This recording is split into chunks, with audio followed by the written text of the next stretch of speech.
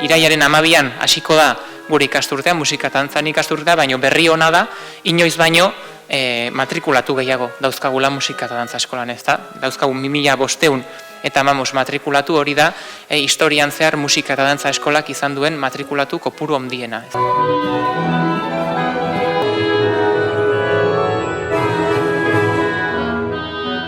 Este año, como novedad, tenemos la educación musical temprana entre 0 y 2 años y es una nueva oferta que creemos que es muy importante para la educación y para el desarrollo del bebé, para el futuro adulto, y como objetivo es educar en la música y ayudarle en el desarrollo personal a ese bebé, ¿no?